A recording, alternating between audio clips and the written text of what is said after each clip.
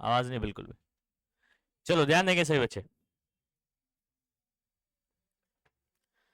इसमें question answer direct बात कर लेते हैं। तो आपका ऐसा क्वेश्चन पूछा जाएगा, show that 1 joule is equal to 10⁷ erg. ठीक है, पहला एग्जांपल का क्वेश्चन बता रहा हूं मैं आपको, क्वेश्चन नंबर 1 कर लेते हैं इसके अंदर। ठीक है, इसमें एक और एग्जांपल दूंगा जो खुद से ट्राई करना है आपको। ओके, तो इसका शो दैट करके बोला तो हमारा प्रूफ क्या हो जाएगा या सोल्यूशन क्या हो जाएगा। सबसे पहले तो आप लेट कर लो कि 1 जूल मतलब कितना अर्ग होता है, हमको मालूम ही नहीं है, हमको ये प्रूफ करना है 10⁷। तो हम मान लेते हैं कि 1 जूल कितना अर्ग होता है हमको मालूम ही नहीं है, तो हम बोल देंगे x अर्ग होता है। कितना अर्ग होता है? ठीक है, x अर्ग होता है। अच्छा, शो दैट ऐसे करके बोलेगा यूजिंग डायमेंशन एनालिसिस। क्या बोलेगा? और ये आपका 3 मार्क का सवाल हो सकता है बच्चों। हाँ, डायमेंशनल एनालिसिस। ओके, करना क्या, बहुत सिंपल है। जूल और अर्ग ये दोनों भी किसके यूनिट है? एनर्जी। और एनर्जी का डायमेंशन क्या होता है? 212 लास्ट में माइनस 212 बोले तो क्या, LMT लिखो पहले, लेंथ मास टाइम। 212 मतलब 2 1 2 और लास्ट वाला। ओके, तो ये डायमेंशन लिख दीजिए, एक्स ऐसे ही रहेगा। अच्छा, अर्ग भी किसका है? एनर्जी का। इसका भी क्या होगा? 212। ठीक है, अब देखो ये दोनों सेम सेम नहीं हो सकता है, समझ आ रहा है? ऊपर का नंबर आपको सेम दिखाई दे रहा है ना, लेकिन ये अपन एसआई में बात करें और ये काय में बात करें, तो इनको दोनों में कुछ तो अंतर रखना पड़ेगा। तो हम लोग क्या करेंगे, इसको 1 1 दे देंगे नाम, 1 1 1 1, और इसको क्या दे देंगे, 2 2। ये 1 और 2 क्या स्पेसिफाई है? 1 बोले तो एसआई में बात करें और 2 वाले अर्गो सीजीएस वाला है। समझ में आ रहा है? अर्ग के लिए क्लियर है सभी बच्चों को? डायमेंशन का नंबर ऊपर वाला होता है, नीचे जो 1 1 1 दिया हुआ, 2 2 दिया वो क्या बता रहा है, सिर्फ ताकि आप डिस्टिंग्विश कर सकें कि ये एसआई वाला है और ये सीजीएस वाला है। अंडरस्टूड? नहीं तो आप बोलोगे सेम हो गया, दोनों कट करोगे x इज इक्वल टू 1 आ जाएगा, ऐसा थोड़ी होता है। ठीक है, ओके, तो अगला स्टेप क्या करना है बच्चों, इस ब्रैकेट को यहां भेज देना, इस ब्रैकेट को यहां भेज दीजिए। ये हो जाएगा L1² m1⁻1 -2 अपॉन में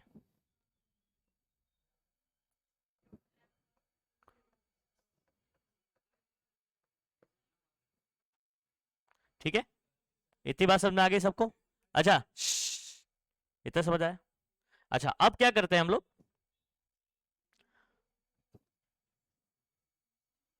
इसको रीअरेंज करके मैं x इज इक्वल टू लिख देता हूं, मतलब सिर्फ x इज इक्वल टू करके ये लिख रहा हूं और कुछ नहीं।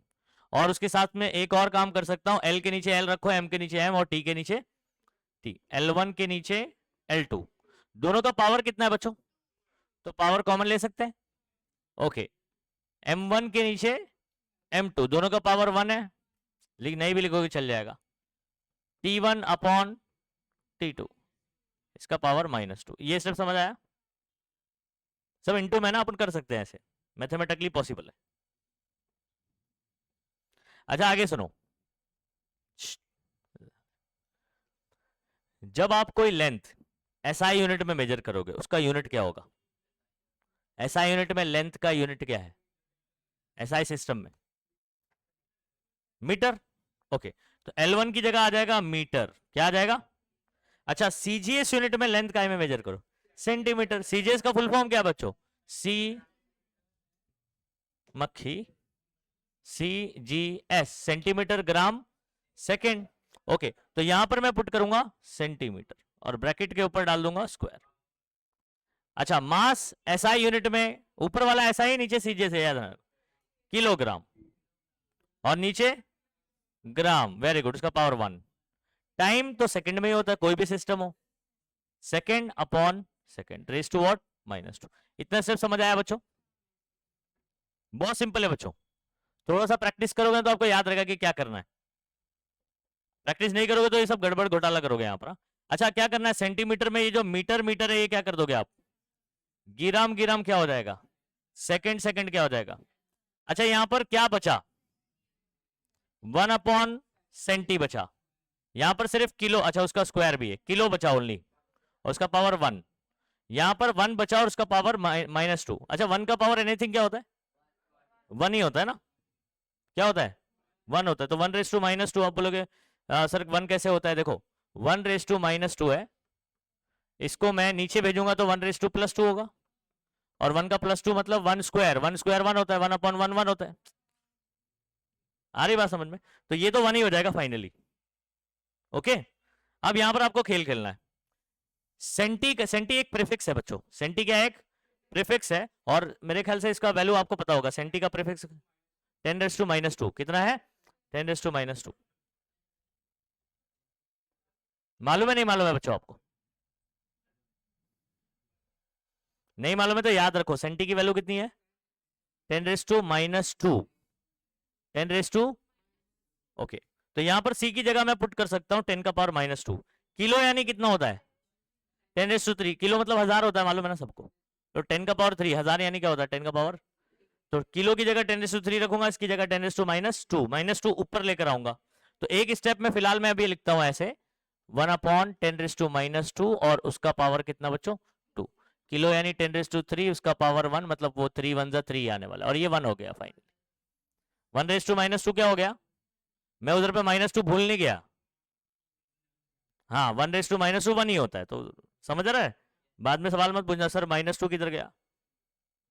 ओके, क्लियर है सभी बच्चों को?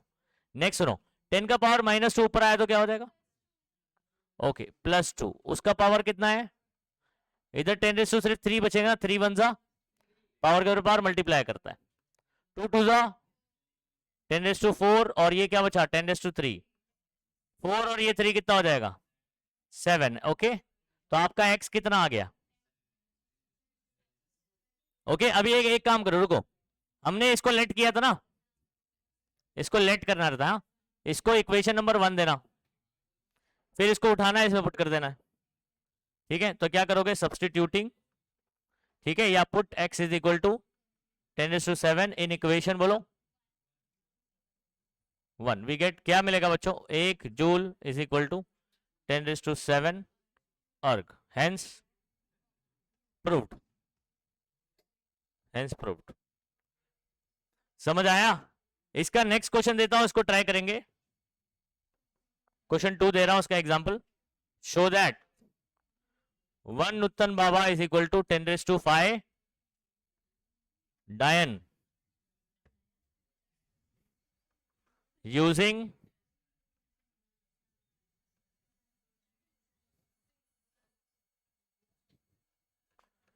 सेम तरीके से सॉल्व करेंगे। कौन बताएगा ये कैसे सॉल्व होना चाहिए बच्चों? ऐसे ही सॉल्व होगा, बस आपको ये जो डायमेंशन यहां पर 212 इस्तेमाल किया है, क्या इस्तेमाल करेंगे फोर्स के लिए, हाँ फोर्स का क्या होता है 112 लास्ट में माइनस, हाँ चलो।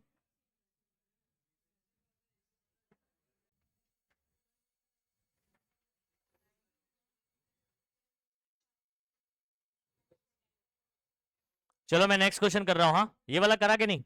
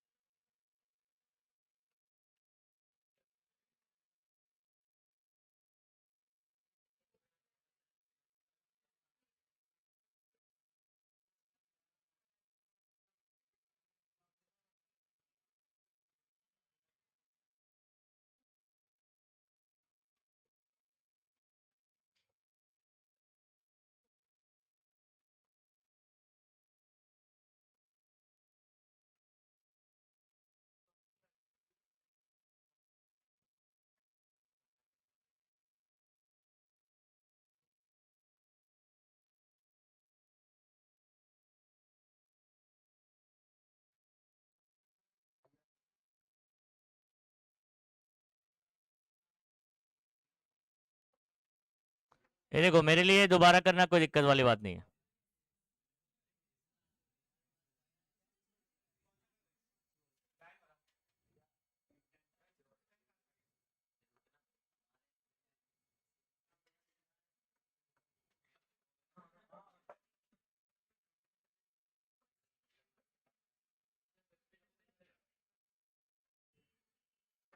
हो गया सॉल्व?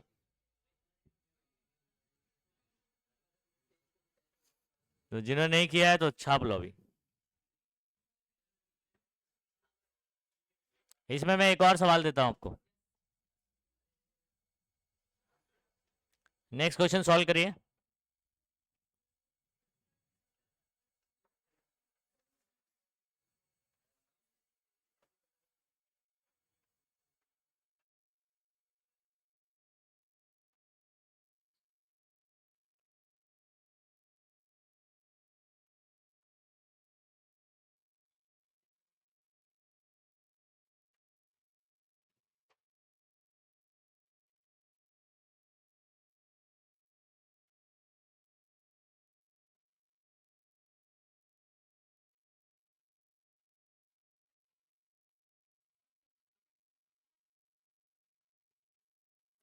किलो यानी 10⁻³ ग्राम, मीटर यानी 10⁻², 6।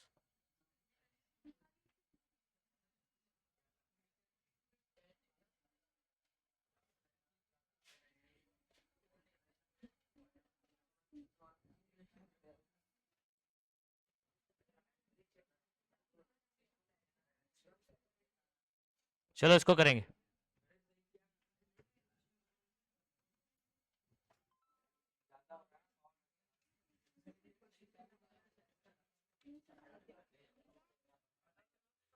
ए सुन इधर पे, किधर गया वो?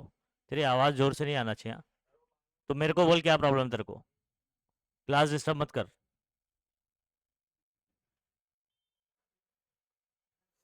समझ आ रहा है? अब इसमें क्या करेंगे, देखो आपको ये यूनिट समझ आ रहा है किसका यूनिट है? सोचो।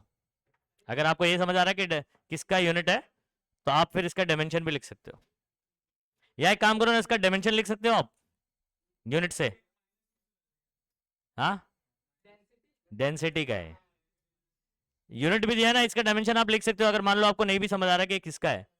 मीटर रेस टू 3 मतलब लेंथ का 3 होता है ना, और नीचे है तो ऊपर आएगा तो क्या होगा? तो एल का पावर -3 हो जाएगा। केजी मास का होता है, तो एम का पावर 1 हो जाएगा। केजी के ऊपर कुछ नहीं है मतलब 1 है, और टाइम का कुछ है यहाँ पर, T0 हो जाएगा। तो आपका -3, तो इसका डायमेंशन क्या यूज करोगे? L-3, M1 और T0। इसके लिए 1 1 कर दोगे, और उसके लिए क्या कर दोगे बच्चों? इसके लिए 1 1 और इसके लिए 2 2। समझ आ रहा है क्या बोल रहा हूं मैं? नीचे वाला 1 नीचे 1 1 लिख देने का, उधर पे 2 2। सेम तरीके से सॉल्व करना है, बस डायमेंशन ये यूज करना है। चलिए शुरू करिए। ये सब आसान चीजें हैं, लेकिन ये चीजें उनको ही आसान लगे जो शुरुआत से सारे डायमेंशन वगैरह याद किए हैं और पूरा लेक्चर मिस नहीं किया है। जिन्होंने लेक्चर मिस किया है और ऑनलाइन भी नहीं देखा है, तो उनकी हालत खराब होगी इसको सॉल्व करना। बहुत आसान है, बता रहा हूँ ये। पुराने लेक्चर्स कवर करने पड़ेंगे आपको, और थोड़ा सा प्रैक्टिस की जरूरत है।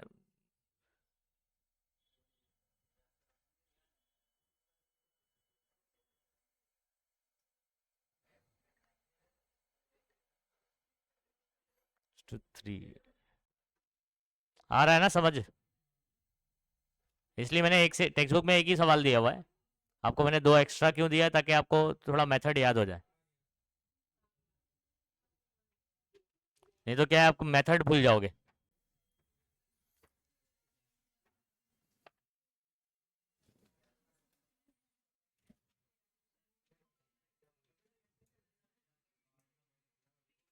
ठीक है, बराबर है। और लिखा है ना बाद में स्टेप, किसका है? ठीक है, बराबर है।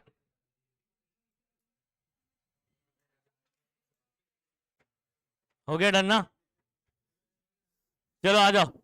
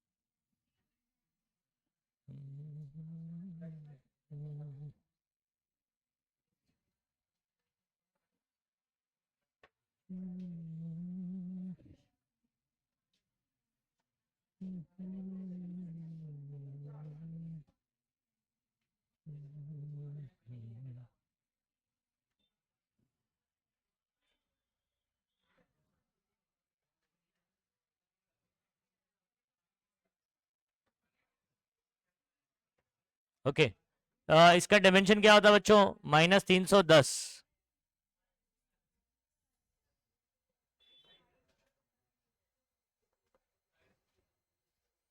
ठीक है,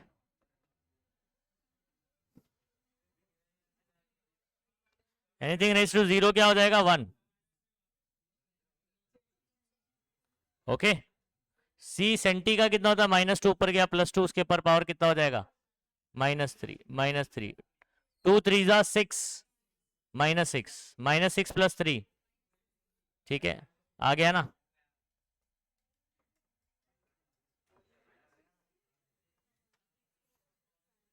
डन, करिए फटाफट से, जिन्होंने नहीं किया करिए फटाफट से। तो यहाँ पर आपका ये एप्लीकेशन खत्म होता है। एक और टेक्स्ट बुक का एक क्वेश्चन है,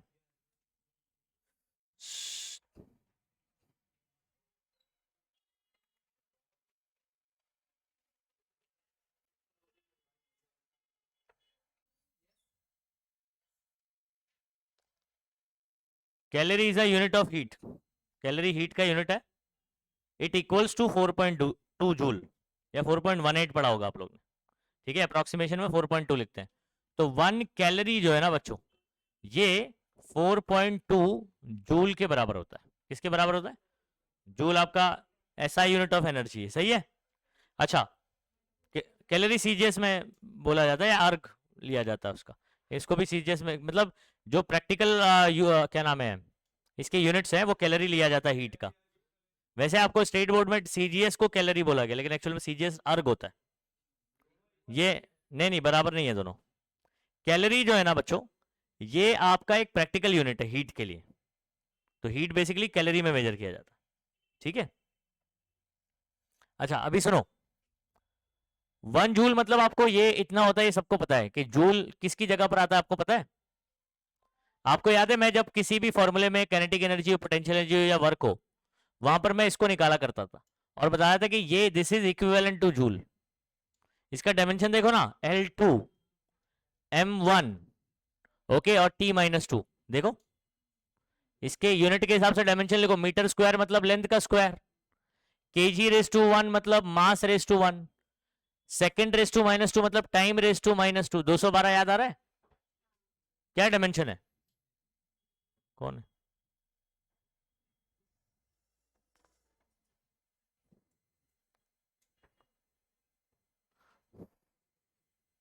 बोलो बच्चों।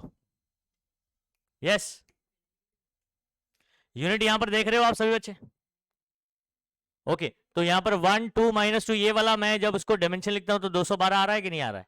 लेंथ का स्क्वायर, मास रेस टू 1 और टाइम रेस टू -2। तो ये आपका एनर्जी का डायमेंशन है, एनर्जी का यूनिट है। और एनर्जी का ये जो कॉमन हम लोग जो क्या नाम है साइंटिस्ट के नेम के हिसाब से लिखते हैं, तो this is equivalent two joule, ये दिया हुआ है। अ डिस्टेंट सिविलाइजेशन एम्प्लॉयज, मतलब कोई दूर का एक सिविलाइजेशन है जो एक अनदर यूनिट इस्तेमाल करते हैं, अदर यूनिट इस्तेमाल, एसआई और सीजीएस फॉलो नहीं करते। ठीक है, कोई नया सिस्टम ऑफ यूनिट इस्तेमाल करते हैं। उनके सिस्टम में ठीक है, अल्फा टाइम्स केजी उनका फंडामेंटल है। अल्फा टाइम केजी उनका क्या है? फंडामेंटल मास है। और क्या नाम है, बीटा टाइम्स मीटर, मीटर का कितना टाइम्स? बीटा टाइम्स उनका लेंथ है। और क्या नाम है, मास ये रहा। और टाइम भी नेक्स्ट इस पे दिया हुआ, देखो ये gamma second, gamma time second, ये इनका आपका क्या है? टाइम है। तो इन लोग टाइम इसमें मेजर करते हैं, मतलब 1 सेकंड नहीं, अपना जो 1 सेकंड है उसका कुछ गामा टाइम्स। समझ आ रहा है, इनका फंडामेंटल ये लिया जाएगा। और अपना 1 मीटर इसका कुछ टाइम्स रहेगा, बीटा टाइम्स।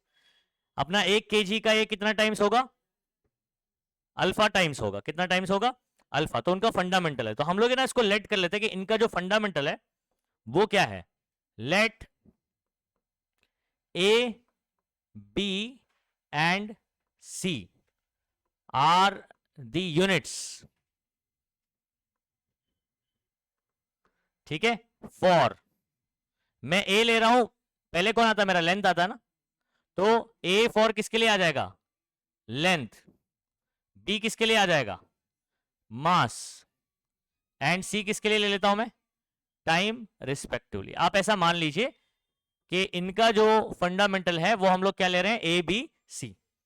अच्छा, इनका जो ए है यानी जो लेंथ है वो हमारे लेंथ के कितना टाइम्स है, लेंथ देखना है। यहाँ पर हमारा लेंथ क्या होता है, मीटर होता है एसआई में, तो मीटर के कितना टाइम्स है, बराबर। तो अगर मैं उसको ए ले रहा हूं तो ए इज इक्वल टू मेरा क्या हो जाएगा, beta times metre. A is equal to beta times metre. तो मीटर के बीटा टाइम्स है, बीटा कोई नंबर होगा, 10⁻1 2 3 ऐसे। अच्छा, बी क्या होगा, बी मेरे लिए यहां पर मैंने क्या लिया हुआ, मास। मास यहां पर कौन है, केजी में दिखाई दे रहा है, तो यहां पर क्या हो जाएगा, अल्फा केजी। समझ गए बात को। अच्छा, वैसे ही सी ले लूंगा मैं, क्या, गामा सेकेंड। तो ये इनका यूनिट है। तो अपने को फाइनल आंसर जो है ना इनके इसमें लिखना है। अच्छा, आपको क्या पूछा हुआ है, what will be the magnitude of calorie. देखो हमारा कैलोरी अभी कितना है, जूल में 4.2 जूल है ना। तो जब मैं इनका यूनिट इस्तेमाल करूंगा तो 1 कैलोरी कितना इसके यूनिट के हिसाब से आएगा, नए यूनिट के हिसाब से। तो उसको कैसे करना है सुनो, बहुत ही आसान है इसको भी, लेकिन थोड़ा इसको ज्यादा प्रैक्टिस की जरूरत है, इसके अंदर कंफ्यूजन ज्यादा हो सकता है। तो हम लोग बोलते हैं since 1 calorie is equal to, बोलो बच्चों क्या होता है। अच्छा, जूल किसके बराबर बताया हुआ है इन्होंने, तो हमको क्या करना है, इस जूल की जगह पर लिखना है केजी मीटर स्क्वायर और सेकेंड रेस टू -2, ये लिख दीजिए, ठीक है। अच्छा, ये जो आपने यहां पर लेट किया हुआ है, यहां से क्योंकि मुझे वहां पर केजी मीटर और सेकंड दिखाई दे रहा है, तो मैं यहां पर मीटर की वैल्यू निकाल लेता हूं। बीटा को अगर यहां भेजू तो क्या होगा बच्चों, बराबर। तो मीटर इज इक्वल टू, या आप ऐसे भी लिख सकते हो, पहले A upon beta is equal to metre, फिर further metre is equal to A upon beta. Metre metre कितना आ गया यहाँ पर, ए अपॉन बीटा। अच्छा, वैसे ही बताओ यहाँ पर केजी कितना आएगा, अल्फा को वहां भेजा तो क्या, हाँ बी अपॉन गामा, ये बीटा नहीं है, दिस इज बी, ठीक है। तो यहां पर आपका B upon alpha is equal to K G आ जाएगा। गामा कहां से आ रहा है, अच्छा यहां पर सी है, ये गामा यहां पर ले लेते हैं, तो C upon gamma is equal to क्या मिल गया मुझे, सेकंड। तो मुझे मीटर की वैल्यू पता चल गई, केजी की पता चल गई और सेकंड का पता चला, उसको यहां लिखते हैं। केजी की जगह क्या पुट कर सकता हूं मैं, केजी की जगह बी अपॉन अल्फा, ठीक है। और केजी के ऊपर पावर कितना है, 1 है, तो इसके ऊपर पावर 1 आएगा, कोई दिक्कत नहीं, ठीक है। अच्छा, उसके बाद मीटर की जगह क्या पुट कर सकता हूं बच्चों में, मीटर क्या है, ए अपॉन बीटा, अच्छे से लिखना बच्चों, ऐसे उसकी पूछ खींच के नीचे, बराबर। और यहां पर पावर 2 आ जाएगा, ठीक है। नेक्स्ट, सेकंड की जगह क्या लिखेंगे, सी अपॉन गामा लिखते हैं, और उसके ऊपर पावर क्या हो जाएगा। क्या इतनी बात समझ में आ गई, इतनी बात समझ में आ गई। अच्छा, अब हमको क्या करना,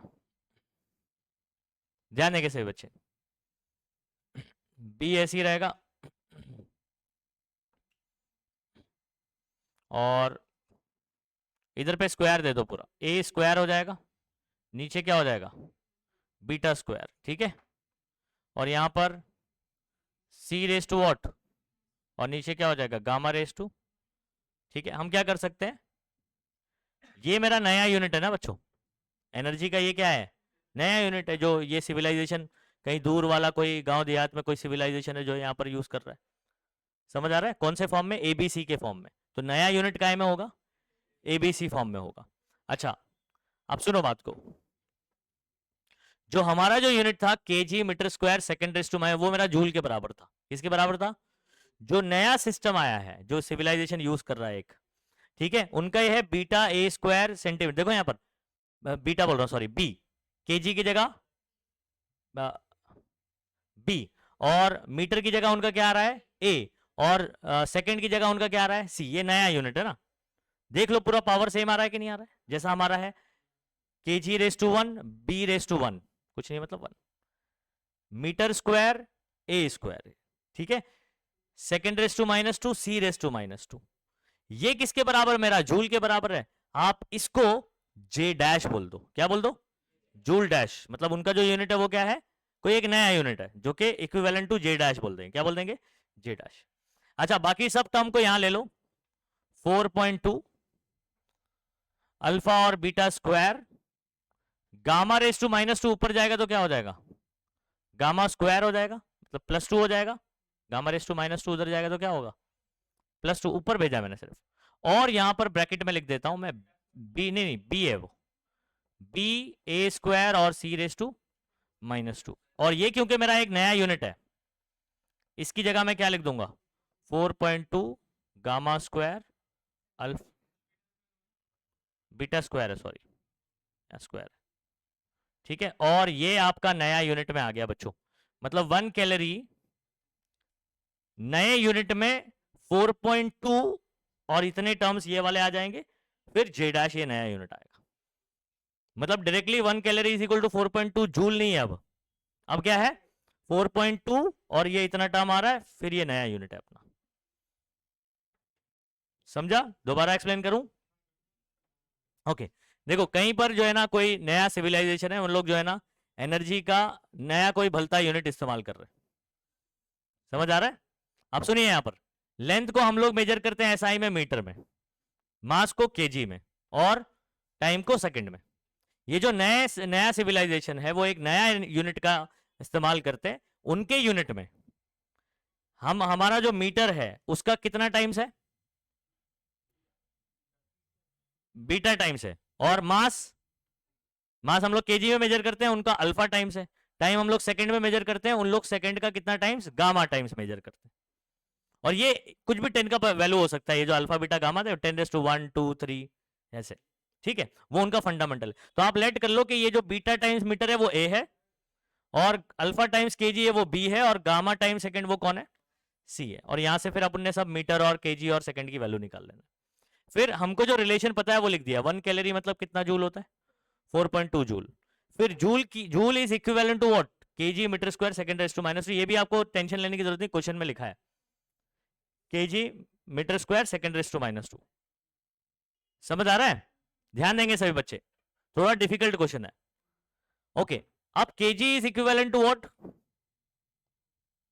बी अपॉन अल्फा, ठीक है, मीटर ए अपॉन बीटा, देखो बी और बीटा में कंफ्यूज मत होना बच्चों, हाँ, फिर सी अपॉन गामा, ये कर दिया, फिर नए यूनिट को मैं सेपरेट कर लेता हूं, इसको अलग कर देता हूं, ये जो अल्फा बीटा गामा इधर दे दो, ये बेसिकली आपका नया यूनिट है, तो इसको हमने क्या दे देना सिंबल, जे डैश, ये नया यूनिट हो गया। जैसे हमारे एसआई में this is equivalent two joule होता है, वैसे इनके यूनिट में दिस इज इक्विवेलेंट टू नया, एक सिंगल लेटर से दे देंगे जे डैश, तो हमको पता चल गया कि 1 कैलोरी इतना जूल होता है इनके यूनिट में, समझ गए, ठीक है। टेक्स्ट बुक में एक बार देख लो सोल्यूशन, ठीक है, 4.2 gamma square upon alpha beta square J dash, इनका नया unit, this in this in the new unit 1 calorie is equal to this. चलिए जल्दी से करिए इसको,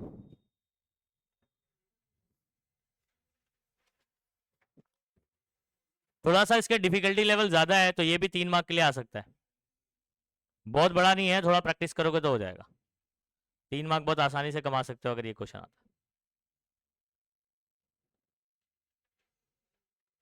करिए फटाफट से, इसके बाद लिमिटेशंस कर लेते हैं, फिर आपका एरर का टॉपिक बचेगा।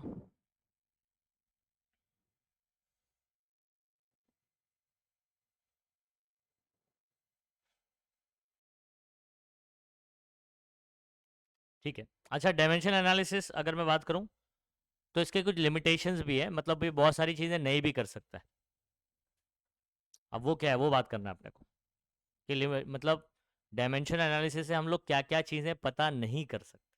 अभी तक तो हम लोगों ने यूज़ देखा ना, मतलब क्या क्या चीज़ें पता कर सकते हैं। तो यूजेस बताओ इसके क्या क्या हो गए। पहला पहला यूज़ क्या था, पहला एप्लीकेशन? हाँ, कोई फिजिकल इक्वेशन सही है या नहीं इसका पता कर सकते हैं। और ओके, रिलेशनशिप फाइंड आउट करने के लिए, ठीक है। और तीसरा कन्वर्जन फैक्टर, ठीक है, between the units of same physical quantity in two different systems, ठीक है। अब हम लोग देखेंगे लिमिटेशंस में कि क्या क्या नहीं कर सकता है।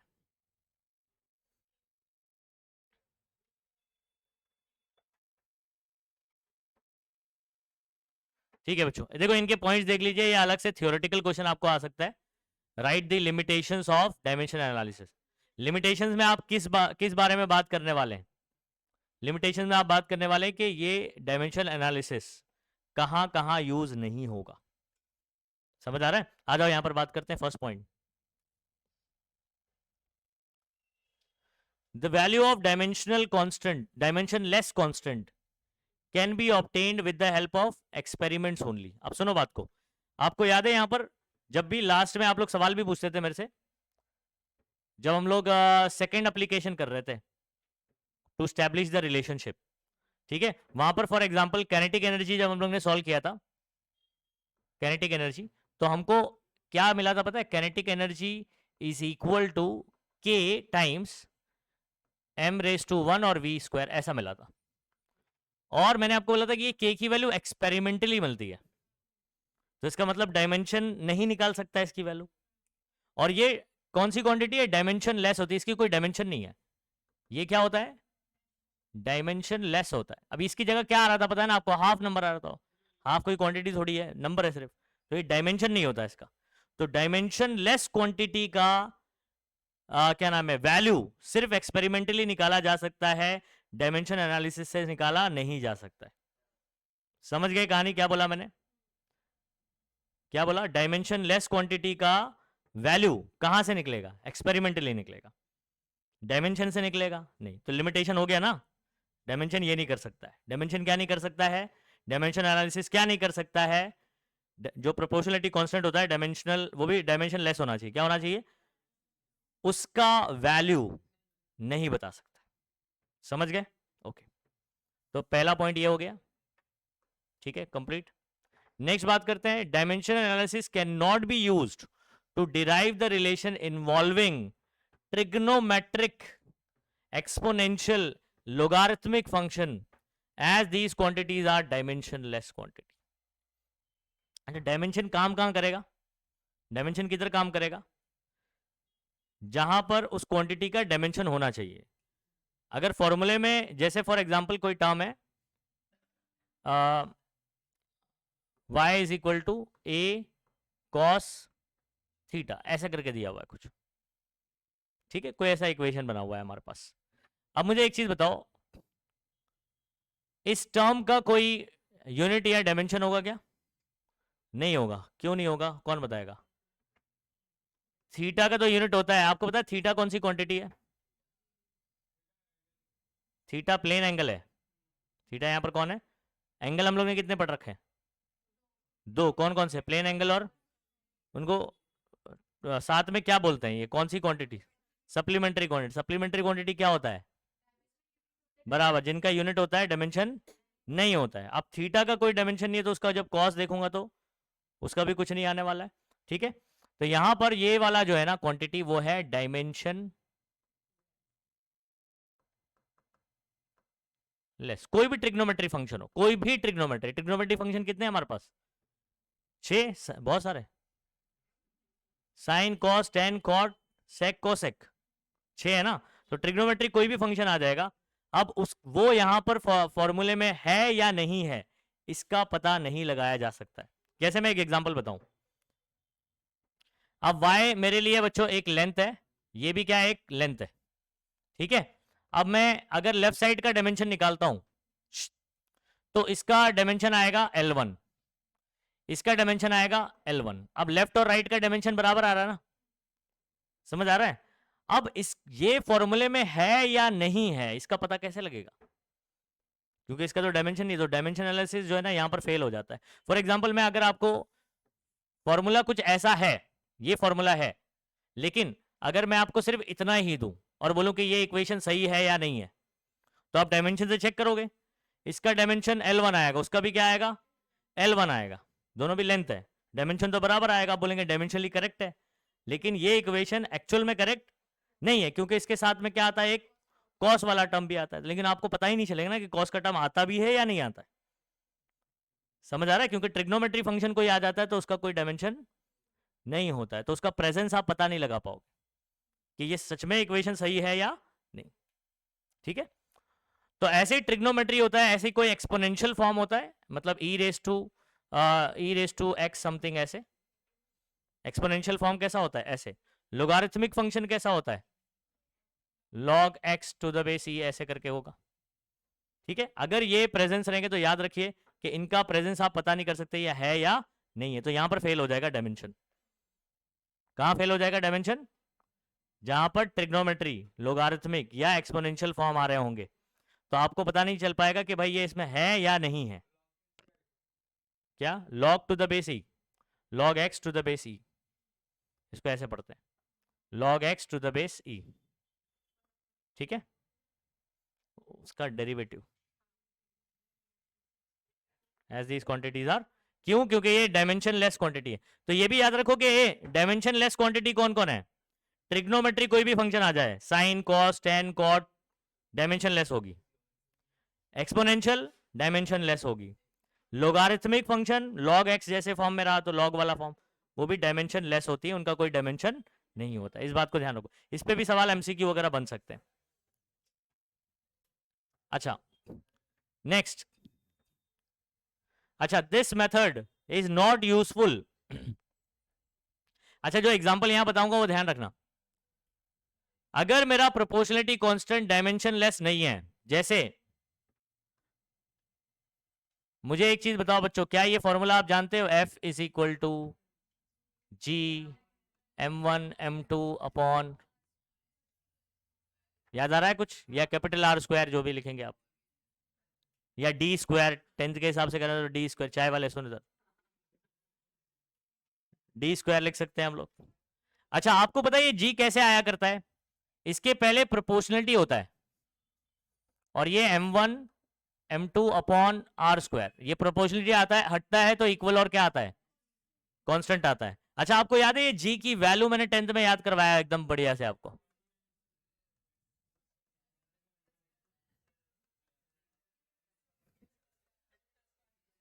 न्यूटन स्क्वायर पर केजी स्क्वायर, 6.67 × 10⁻11 न्यूटन स्क्वायर पर केजी स्क्वायर, ऐसा टेंथ में याद किया सबने। ओके, अब कुछ ने नहीं भी याद किया होगा, क्लास चैप्टर नंबर 1 में था ये, ऐसे याद करना होता है, एमसीक्यू वगैरह में बहुत पूछा जाता है। अच्छा, यहां पर अगर आप ये जी देखोगे तो ये तो प्रोपोर्शनलिटी कांस्टेंट है, लेकिन इसका यूनिट है, क्या है इसका यूनिट, दिखाई दे रहा है। अब इसका यूनिट, इस यूनिट के हिसाब से आप डायमेंशन भी तो लिख सकते हो, मीटर स्क्वायर, फिर न्यूटन की जगह मुझे फिर से लिखना पड़ेगा केजी, क्या नाम है, KG metre second raise to -2 करके लिखना पड़ेगा, नहीं, ओके, केजी मीटर पर सेकंड स्क्वायर भी लिख सकते हो, या केजी 1 मीटर 1 और सेकंड रेज़ टू -2, समझ आ रहा है। ओके, वो लिख के सॉल्व करूंगा तो इसका भी क्या आएगा बच्चों, जी का भी क्या आएगा, डायमेंशन आएगा। यहां पर जो मेरा प्रोपोर्शनलिटी कांस्टेंट है, ध्यान रखिएगा, इससे पहले काइनेटिक एनर्जी में जो हाफ बताया, के लिखते थे ना, वो आपका डायमेंशन लेस होता था, क्या होता था। अब ये वाला जो प्रोपोर्शनलिटी कांस्टेंट आ रहा है वो डायमेंशन वाला है, कैसा है, डायमेंशन, जिसका यूनिट होगा और फर्दर डायमेंशन भी आने वाला है इसका। तो ऐसी क्वांटिटीज के लिए तो एग्जांपल के तौर पे ये लिख लेना, ये पॉइंट के इधर पे, ये टेक्स्ट बुक में जहां ये पॉइंट चल रहा है वहां पर ये एग्जांपल लिखिए आप, तो ये पॉइंट समझने में आसानी होगी। This method is not useful if constant of proportionality is not dimensionless. ये मेथड आप यहां पर अप्लाई नहीं कर सकते इनका रिलेशन निकालने के लिए, क्योंकि यहां पर प्रोपोर्शनलिटी कांस्टेंट का यूनिट है और डायमेंशन भी होगा, तो ये डायमेंशन लेस नहीं है, प्रोपोर्शनलिटी कांस्टेंट यहां पर डायमेंशन लेस नहीं है। तो यहां पर अगर आप क्या नाम है, एफ का और ये इनका रिलेशन निकालना चाहोगे ना तो गड़बड़ हो जाएगी, अगर एफ का और मास का रिलेशन, एफ का और आर का रिलेशन निकालने जाओगे गड़बड़ हो जाएगी। क्यों?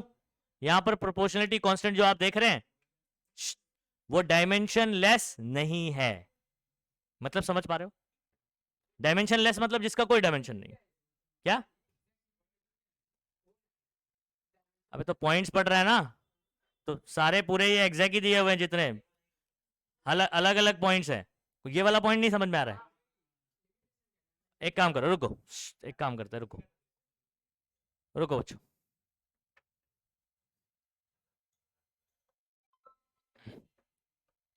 अच्छा, एफ का और मास का क्या रिलेशन है बच्चों? प्रोडक्ट ऑफ मास ऑफ, है ना, ऐसा रिलेशन है। ठीक है, और डिस्टेंस के साथ ऐसा रिलेशन है, सही है। अच्छा अब सुनिए बात को, ए इसको अगर मैं कंबाइन कर दूं, है ना, तो ऐसे लिखा जाएगा ये, सही है। अच्छा अब हमारे पास ये रिलेशन है, मास के ऊपर पावर 1 आना चाहिए, m2 के ऊपर भी पावर 1 आना चाहिए, और r के ऊपर पावर कितना आना चाहिए? 2 आना चाहिए। समझ आ रहा है? आपको ये रिलेशन फॉर एग्जांपल नहीं मालूम है, तो आप क्या करोगे, आप बोलोगे let f is directly proportional to m1 raise to x, m2 या x, अपन ने क्या लिया था, xyz लिया था, a भी, ओके ठीक है, a भी लिया था, ओके, तो m1 raise to a, m2 raise to b और r रेज टू c ले लेते हैं। आना कितना चाहिए आंसर? इधर पे 1 1 आना चाहिए, उधर कितना आना चाहिए? 2 आना चाहिए, ओके। प्रोपोर्शनलिटी हटा, हम लोग जैसे सॉल्व करते हैं डायमेंशन में, कोई कांस्टेंट के ले लेते हैं, हाँ,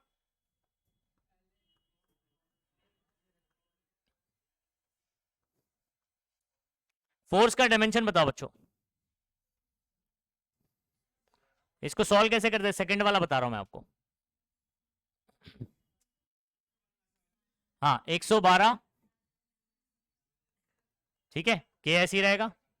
ए मास का डायमेंशन m1 और उसके ऊपर पावर a, m2 का इसका मास का डायमेंशन m1 उसके ऊपर पावर b, r डिस्टेंस है, लेंथ उसका power c, l1 raise to c। क्या होने वाला है, mm, a वन जा a, b वन जा b, और ये दोनों मिलाएंगे तो a प्लस b, ठीक है, मैं पहले लिख देता हूं c वन जा c, एल सी a प्लस b, t वाला टर्म है बच्चों इधर पे,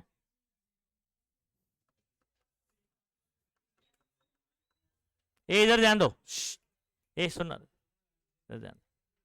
अच्छा कंपेयर करेंगे बाय इक्वेटिंग, याद आ रहा है कुछ? बाय कंपेयरिंग, एल के ऊपर पावर सी है, यहां पर एल के ऊपर पावर 1 है, तो सी इज इक्वल टू क्या आ गया? अच्छा मेरे पास सी ये वाला है ना, ये 2 आना चाहिए, आ रहा है क्या? क्यों गलत हो गया ये? अरे मेरे भाई बेस सेम है, पावर ऐड हो गया ना, ए वन जा ए, बी वन जा बी, बेस सेम है, पावर ऐड करेगा तो M raise to A plus B नहीं हो जाएगा? नहीं आया समझ में अभी? क्या पूछ रहा बोल? अरे लेकिन मेरे भाई मास ही तो है ना वो, तो डायमेंशन तो एम ही रहेगा ना, कैपिटल एम, डायमेंशन सेम रहेगा, दोनों भी मास क्वांटिटी है।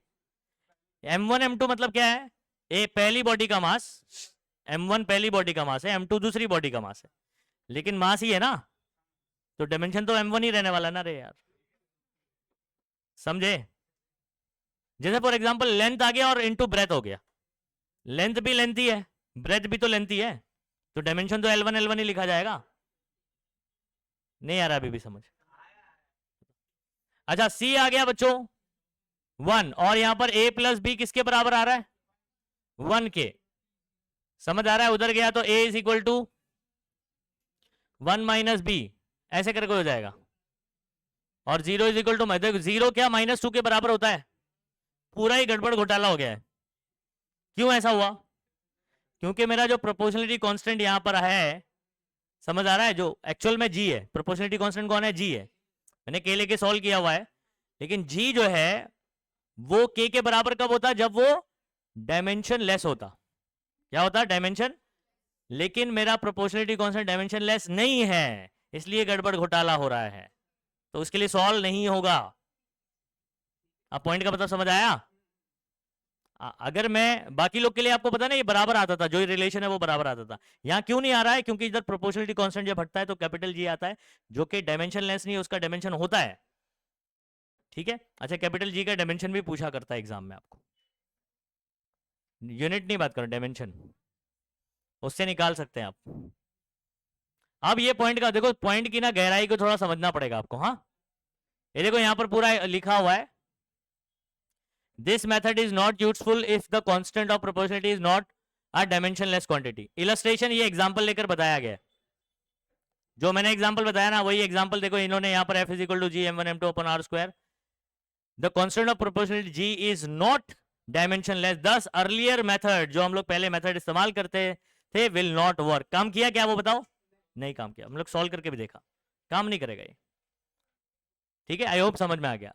तो जहां कहीं भी ना प्रोपोर्शनलिटी कांस्टेंट डायमेंशनलेस नहीं होगा, जिसका कुछ डायमेंशन होगा, वहां पर हमारा मेथड फेल कर जाएगा। कौन सा मेथड? जो सेकंड वाला था। ठीक है, सेकंड एप्लीकेशन। अच्छा, if the correct equation contain some more terms of same dimension. अच्छा अभी सुनिए, अगर बच्चों मैं आपके सामने ये वाला पॉइंट का भी एग्जांपल समझना अच्छे से, v is equal to U plus AT होता है, ये इक्वेशन सबको याद होगा। हाँ, नहीं याद है? कौन सा इक्वेशन है? फर्स्ट काइनेमेटिकल इक्वेशन है। अच्छा, ये आपने पढ़ा हुआ भी है, मतलब करेक्ट इक्वेशन है। इसको डायमेंशन से हम लोग ने चेक किया हुआ, ये वाला एग्जांपल। इसका लेफ्ट साइड का डायमेंशन और राइट साइड का डायमेंशन क्या आता था? तो हम बोलते थे डायमेंशनली क्या है ये इक्वेशन, लेकिन क्या सच में ये करेक्ट है? तो आप बोलोगे हाँ भाई ऐसी इक्वेशन हमने पढ़ रखा है।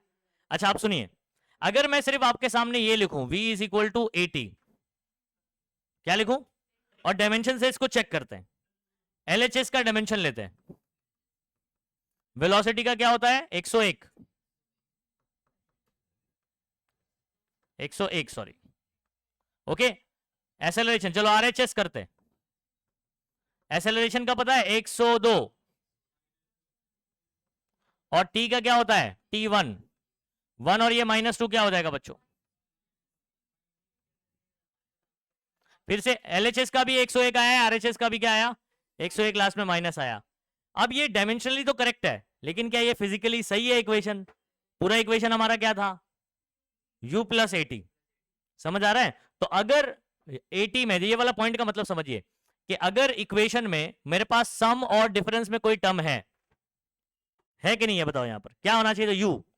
ठीक है, हमको ये इक्वेशन दिया हुआ, तो डायमेंशनली तो ये करेक्ट आ रहा है, लेकिन अगर इसमें कोई सम और डिफरेंस करके कोई टर्म है तो उसका पता हमको नहीं चलेगा। v इज इक्वल टू 80 है, आप डायमेंशन चेक करोगे, बोलोगे डायमेंशनली करेक्ट है, लेकिन फिजिकली क्या ये इक्वेशन पूरा कंप्लीट है? नहीं ना, पूरा इक्वेशन ये है। तो हमको अगर मैं ये इक्वेशन देगा तो मैं पता नहीं कर पाऊंगा कि भाई इसमें प्लस माइनस में कोई टर्म है या नहीं है, क्योंकि डायमेंशनली तो करेक्ट आ रहा है। अब पढ़िए point, if the correct equation, if the जो सही इक्वेशन है कंटेन सम मोर टर्म्स, अगर उसके पास और भी कुछ टर्म्स हैं सेम डायमेंशन वाले, सेम, देखो इसका डायमेंशन और इसका डायमेंशन क्या रहेगा? सेम रहेगा। एडिशन सब्ट्रैक्शन में डायमेंशन सेम होता है, ये भी याद रखना। जो टर्म्स आपस में सम होते हैं या डिफरेंस होते हैं उनका डायमेंशन हमेशा सेम होता है, यूनिट हमेशा सेम होगा। ये पूरे का यूनिट और ये पूरे का यूनिट, ये पूरे का डायमेंशन और ये पूरे का डायमेंशन सेम होगा, तभी वो ऐड और सब्ट्रैक्ट होते हैं। इस बात को ध्यान रखना। हम लोग जब इसके क्वेश्चंस करते हैं कॉम्पिटेटिव में, तो हम लोग यही पॉइंट को पकड़ के सॉल्व करते हैं कि जो दो टर्म आपस में ऐड हो रहे हैं, इसका मतलब कि उनका यूनिट सेम होगा तभी ऐड हो रहे हैं, उनका डायमेंशन सेम होगा तभी वो ऐड हो रहे हैं, और उस बेसिस पर बहुत सारे क्वेश्चन करते हैं। It is not possible to know about their presence using dimensional equation, या डायमेंशन एनालिसिस बोलिए आप उसको। डायमेंशन एनालिसिस से मुझे पता नहीं चलेगा कि भाई इसके साथ में कोई और टर्म है भी या नहीं। चलो इधर ध्यान देंगे, मैं क्या कह रहा हूं, मैंने ये इक्वेशन दे दिया v इज इक्वल टू 80 और आपको बोला show that it is dimensionally correct और नॉट। ओके, तो आपने डायमेंशन सॉल्व किया, लेफ्ट का और राइट का डायमेंशन सेम आया, लेकिन क्या ये इक्वेशन पूरी कंप्लीट है? पूरा कंप्लीट है? नहीं कंप्लीट है। क्यों? क्योंकि इसका ओरिजिनल इक्वेशन आपको पता है ना, क्योंकि 80 के साथ में u भी आया करता है, लेकिन आपको उसका पता लग पा रहा है क्या? मान लो आपको इक्वेशन नहीं याद होता, आपने डायमेंशन सॉल्व किया, आप बोलोगे हाँ सही है इक्वेशन, तो आपको ये समझ आ रहा है कि इसके अंदर जो सम करके u वाला टर्म है, क्या उसका प्रेजेंस समझ में आ रहा है? डायमेंशन से नहीं पता लग पा रहा है, तो ये वो पॉइंट है। तो अगर सेम डायमेंशन वाले क्वांटिटीज सम या डिफरेंस में होते हैं, उनका प्रेजेंस नहीं पता लग सकता है। किससे? डायमेंशन एनालिसिस से। ठीक है, फॉर एग्जाम्पल यहां करके आपको एक्सप्लेन किया हुआ है। ठीक है, द इक्वेशन देखो, अभी ऐसे एस वाला दिया हुआ है इन्होंने, half AT square dimensionally correct है। अच्छा, एस वाला इक्वेशन याद है आपको? क्या होता था? S is equal to UT plus half AT square. पूरा इक्वेशन क्या है? UT plus half AT square. और यहां क्या लिखा हुआ है? सिर्फ डायमेंशन। इसका डायमेंशन सॉल्व करूंगा और इसका डायमेंशन तो बराबर आएगा, लेकिन क्या उसमें एक और टर्म है, इसका पता लग पाएगा? नहीं लग पाएगा। तो ये डायमेंशन फेल हो रहा है यहां पर। ठीक है, however the complete equation is this. Point समझ आ रहा है? चलिए, तो आपका लास्ट का ही पार्ट बचा हुआ है, फिर वो स्टार्टिंग वाला पार्ट देखेंगे।